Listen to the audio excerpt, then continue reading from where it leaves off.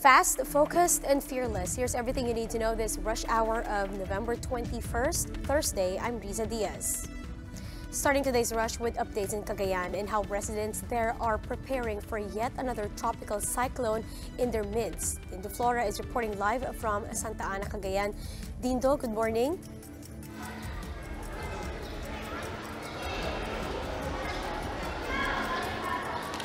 Risa, good morning. Umabot na nga sa mahigit 300 pamilya ang nagsipaglikas dito sa iba't ibang evacuation centers sa buong Santa Ana, Cagayan. Itong paglikas nga ay matapos magkaroon ng flash flood sa 5 barangay kahapon, kabilang ang Dungeg, Merede, Batu Parada, Visitasyon at Kasambalangan. Dahil dito, nagsagawa na rin ng rescue operation ang lokal na pamahalaan, kabilang ang PNP at Coast Guard sa mga binahang lugar. Kabilang sa sinigip ang ilang bata matanda sa Barangay Parada, Batu, pati na rin ang may napabalitan tayong na-rescue sa Port Irene. Nagkaroon naman ng komosyon sa gym ng Santa Ana, Cagayan matapos magpumilit ang ilang residente na bumalik sa kanilang mga bahay para kunin ang kanilang mga gamit sa kabila naman ng pagbaha dahil sa pag-apaw ng ilog. Pero tanging mga kalalakihan lang ang pinayagang bumalik dahil baka lalo nga daw magkaroon ng problema at mahirapan pa sa pag-rescue ito pag nagkaroon ng aberya. Risa, dahil nga sa humupa na yung unti-unti nang humuhupa yung baha at huminto na rin yung mga pag-ulan, inaasahan naman ngayon ng lokal na pamahalaan na unti-unti na rin makakabalik yung mga evacuation dito sa mga evacuation center. Ito'y dahil na rin sa paglihis ng bagyong Sara na umangat na original dapat natatama dito sa may Cagayan, particular sa Santa Ana, pero umangat na.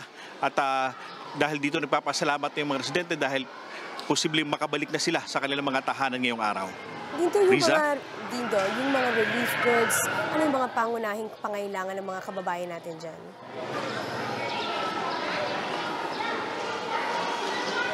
Oo. Actually, yung tuloy-tuloy naman yung kanilang supply, mga relief goods, may mga bigas, may mga sardinas, noodles. Ito yung nakikita natin pangunahing ibinibigay sa kanila. Yung tubig naman tuloy-tuloy din. Sa mga evacuation centers, meron silang mga kusina kung saan umaga, tanghali, gabi, patuloy naman yung pagluluto ng pagkain nila, Riza. Maraming salamat, Dindo Flora, reporting live from Santa Ana, Cagayan. Now, to the students watching our program right now, we know you're waiting for the list of today's class suspensions. However, only the town of Kalumpit, Bulacan has suspended classes in all levels today. That's because of the heavy rain brought by Tropical Cyclone Ramon, which has weakened into a low-pressure area. Meanwhile, Tropical Cyclone Wind Signal number 1 is still up over Batanes and Babuyan Islands because of severe tropical storm Sara. This means classes in preschool level are automatically cancelled in these areas. While Ramon is weakened into an LPA, Sara has further strengthened overnight. To tell us more on this, we have on the line Raymond Ordinario from the Pag-asa Weather Forecasting Center. Raymond, good morning. Lisa. Yes, good morning, Lisa. Raymond, would like to know, let's start, of course, with severe tropical storm Sara. Would like to know the latest on this weather disturbance. Yes, Rita, as of 4 a.m. today, the center of severe tropical storm Sara was estimated around 425 kilometers east-northeast of Apari, Cagayan, or at 340 kilometers east of Basco, Batanes. It still have a maximum sustained winds that may reach up to 95 kilometers per hour near the center, and gustiness that may reach up to 115 kilometers per hour. It's still moving on a north-northwest direction at 25 kilometers per hour. By tomorrow morning, it is expected around 205 kilometers northeast of Basco, Batanes. And still, tropical cyclone wind signal number 1 was raised over the Batanes and Babuyan Island. So, based on our latest track, the landwind scenario is very slim at the moment because we're still expecting it to move further north and it will recurve towards the east. However, some light to moderate rains with some isolated heavy rain showers is still expected over Isabela and Cagayan, mostly on the, especially on the eastern section, together with Aurora, Northern Quezon, Metro Manila, and most of Central Luzon, due to the effect of the low-pressure area, which is formerly Ramon, west of around 4 a.m. around 110 kilometers west of Subic, Zambales, and the trough or the extension of three severe tropical storm Sara. Risa? Until when do we expect the rainy weather to persist? Here in Metro Manila and most parts of Central Luzon, within the day, we're still expecting, on late today, we're going to expect an improved weather condition as this low pressure area moves towards the West Philippine Sea. And for the Cagayan Isabela area, as Sara moves away from the country, so we're going to expect by tomorrow an improved weather condition over Cagayan and Isabela. How about gale warnings? We still have some gale warning raised over sa seaboards of northern and central Luzon and the western seaboards of southern Luzon, since we are still expecting some high waves due to the combined effect of this severe tropical storm Sara and our northeast monsoon. All right, thank you. That was Raymond Ordinario reporting from the Pag-asa Weather Forecasting Center. Now, despite the distrust of President Duterte, Vice President Leni Robredo says she will focus on doing her job as ICAD co-chairperson, though she has a plea to the chief executive. Jen Kalimon tells us what that is in this report. Kung ayaw niya ako dito, in the first place, bakit ako in-appoint? Kung ayaw niya na, kung nagkamali siya sa pag-appoint sa akin at gusto niyang bawiin, sabihin lang. Kasi ako madali akong kausap, pero habang merong ine-expect sa akin na trabaho, gagawin ko yun. These were the words of Vice President Leni Robredo following the President's expression of distrust. Duterte, in a surprise late-night conference, made one thing clear: Robredo won't be sitting in as a cabinet member.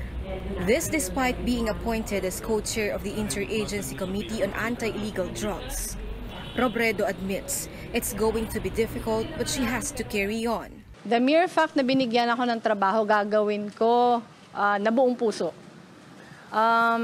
Yung sa akin lang, mahirap na hindi ka tinitiwalaan. Robredo assures Duterte that she won't disclose classified drug war intel. She even refused PIDEA Director General Aaron Aquino's offer to brief her about the list of high-value targets in the drug war, a request she's made early on in her post. Ako, I refused. Kasi sabi ko, hihintayin ko muna yung sagot ni Presidente dun sa aking clarification kung ano ba talaga yung limits ng aking mandato. Kasi yung ayoko, ma-accuse ako na lumalampas ako sa mandato. Kasi yun yung lumalabas sa media. President Duterte also expressed disapproval of Robredo seeking foreign aid for the anti-illegal drug campaign. But she says this has long been a government practice. Bago pa man ako naitalaga na co-chair, yung UNODC sa kayong mga different agencies ng US Embassy, nakikipag-partner na sa iba't ibang mga ahensya ng ating pamahalaan. The ICAD co-chairperson also denies reports that she's in talks with the U.S. prosecutor of the Commission on Human Rights to meddle in the drug war affairs. She told the president not to believe in fake news. For now, she says what matters is she's fulfilling her duties as ICAD co-chairperson.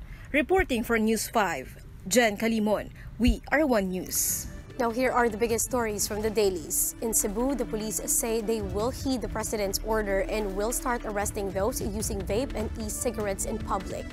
The Freeman reports that the PNP Region 7 has also intensified visibility in public places and is coordinating with barangay officials to help better enforce Duterte's order.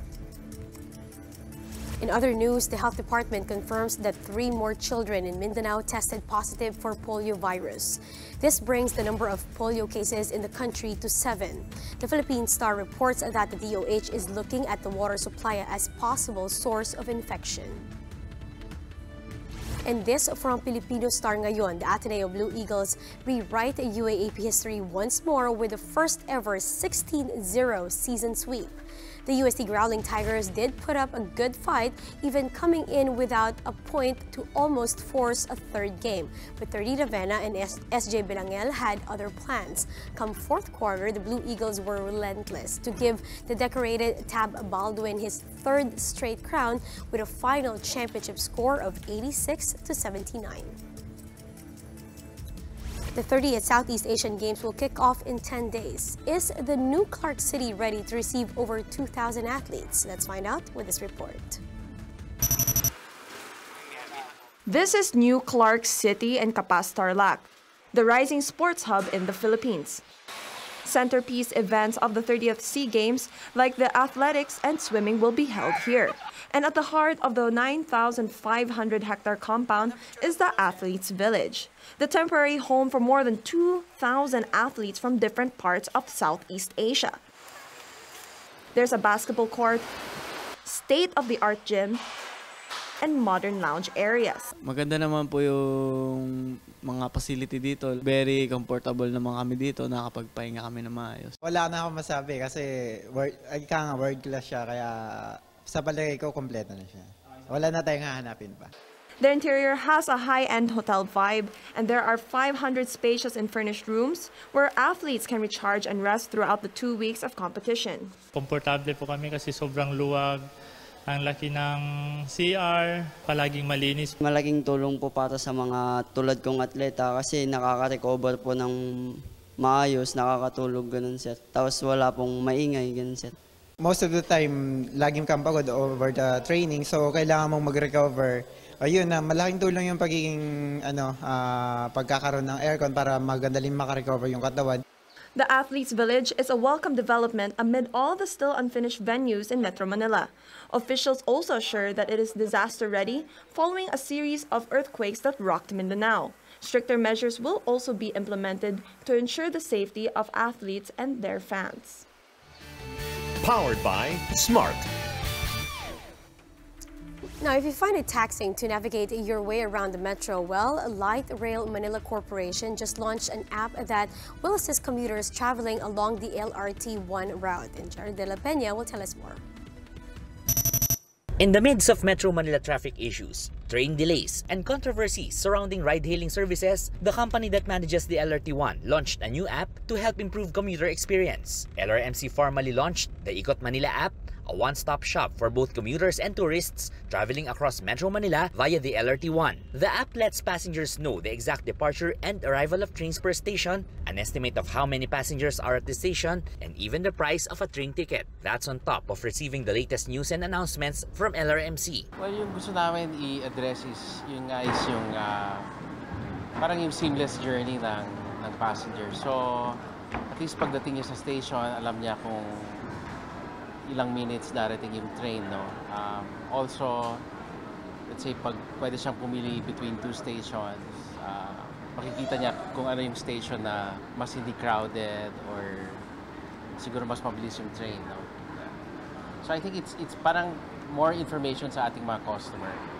And then later on also, if may delays or anything, may issues with service or maintenance or anything, advance notice. Kasi what our customers want is yung advance notice if there's any issues. It will also showcase the many local attractions and other establishments near the stations, which can help travelers plan their trip. In the long run, the company said they are also open to partnerships with other businesses to bring more value to their users. I think we're talking about later on maybe more information in terms of geofencing and